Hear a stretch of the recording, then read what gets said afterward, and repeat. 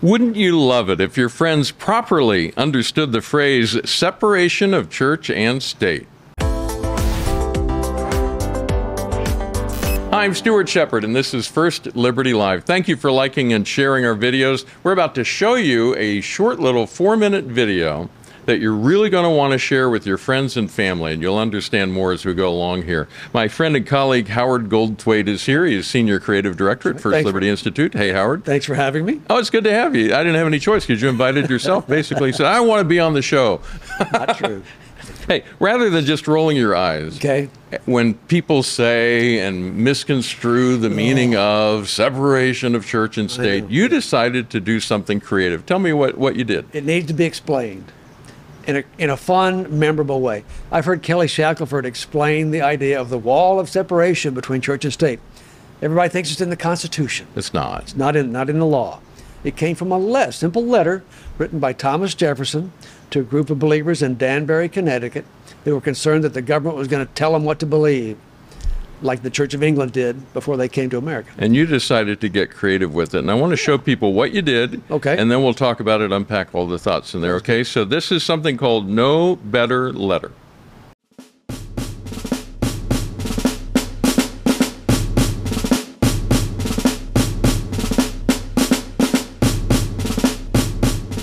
Back when our nation had just begun, a letter was written in 1801. It was sent from a group of women and men, and it went to the man who was president then.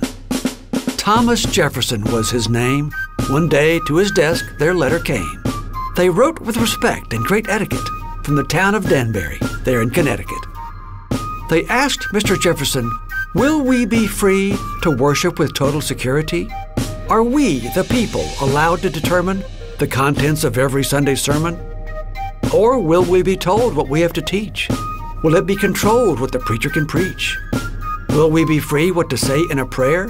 And will we be free to pray anywhere? Would you, Mr. President, please guarantee to protect this sacred liberty?" Then on the first day of 1802, the president pondered what he should do. He gave their letter a long, hard think, then dipped his quill in his bottle of ink. Jefferson told them, "Please have no fear. As you worship God, we won't interfere. In our great country, the law will permit every person to worship as they see fit. You'll never be told how or where you can pray or what to believe in your personal way. Each person's beliefs are fully respected, a right that will always be fully protected. No one will tell you what must be believed or how to practice the faith you've received. It's a right that comes not from man, but above. We shall not prohibit free exercise thereof." He wrote of a wall that would separate, protecting the church from control by the state. A wall built with laws instead of bricks to thwart fickle winds of politics. It's America's way that must always persist. To cherish these freedoms is why we exist. Jefferson signed, then sealed his letter, and no one could have said it better. He stuck on a stamp and off it went, then back to their town his answer was sent. They opened his letter to all it was read, then they rejoiced when they read what it said. Our church bells will always be free to ring. We'll never be told what to preach, pray, or sing. But sadly, his words have been misunderstood. They've been twisted to do more harm than good. His words have been used to tell church people to keep their beliefs walled up in their steeple. Walls keep getting built at a furious pace. The problem is, they're in the wrong place. The wall builders claim it's the job of the state to stop faith from passing beyond the church gate. They say the intention of Jefferson's wall was to give the church almost no freedom at all. And then to add to their confusion, they claim it's in the Constitution. They say when you pray, they'd prefer that you hide. If you pray in public, your rights are denied.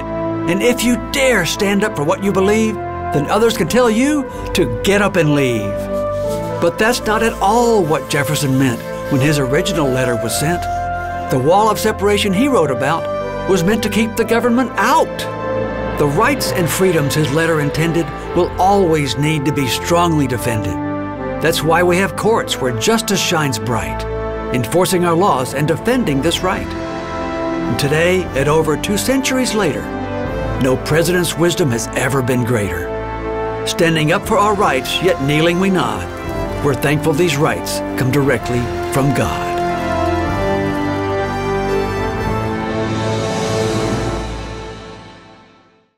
And that is so good. I want you to expand on the key point of the whole thing. Sure. Why is it important for people to properly understand the phrase separation of church and state? How does that apply out here in the real world? Well, it's a letter that's been read and misread since 1802.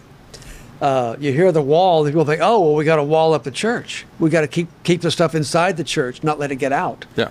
He really meant exactly the opposite. We're walling up the government to keep the government from interfering or obstructing with the free exercise of religion. And I always like sharing what happened after he wrote the letter. You know where he was the Sunday after? He went to church at the Capitol. At the Capitol. They had church services in the U.S. Capitol for 50 years. And after Jefferson wrote about separation of church and state, that's where he went. And he heard a sermon where they talked about Jesus, that kind of sermon. And he was fine with that. So clearly the way he thought about it was different than the version we're hearing today. Tell me about the production process, putting that video together.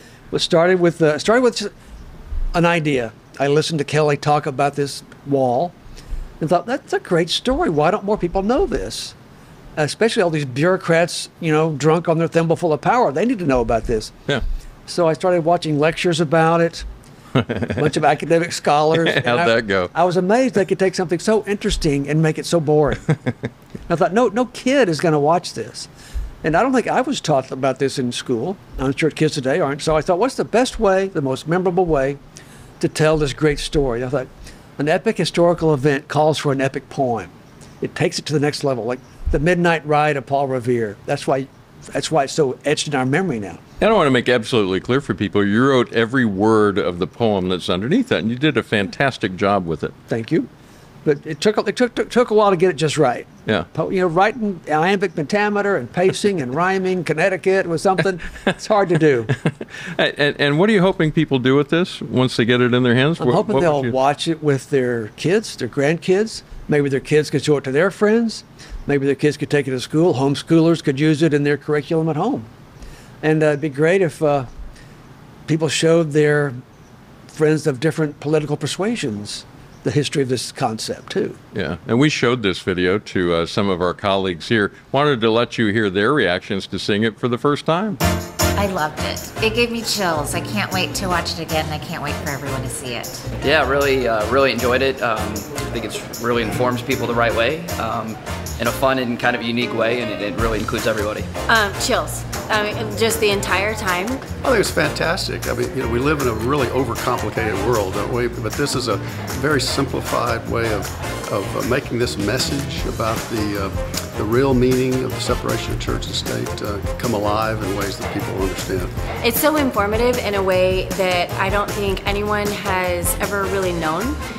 You know, the separation of church and state has always been so contorted and just not what it's about. Oh, I thought it was amazing. I mean, I really loved the illustrations were beautiful, but also loved how it kind of had a Dr. Seuss type feel. It was so creative and artistically written. The fact that educators can use that in schools, kids are visual learners.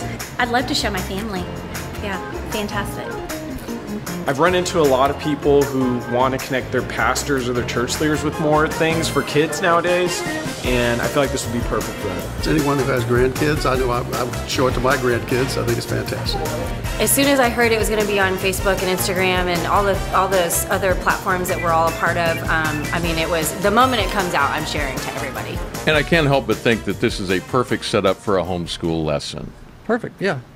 Now, even for not homeschool, but yeah, for a homeschool history lesson, early America, the freedom of religion, Bill of Rights, First Amendment's perfect. Yeah, very good. Where can people find it so they can share it? It's going to be on our First Liberty Facebook page, our YouTube channel, and our Instagram. And you can also find it at firstliberty.org, right? Right. All right. Anything else you'd like to share before I let you go? I think, well, Thomas Jefferson was a lawyer, and I think if he was alive today, he'd be working with First Liberty.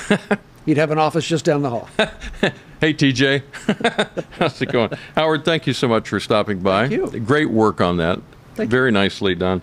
We will include links along with this video underneath where you can find this and share it with your friends and family, or use it for a homeschool lesson or whatever else you'd like to do with it to get the word out there. Thank you for helping us push this out there. Our goal is to help Americans understand the nature of religious freedom in America. We're here to defend religious freedom for all Americans, and I think understanding that basic concept of what Jefferson meant in the separation of church and state is an important part of doing that work. First liberty is your last line of defense and your greatest hope for victory.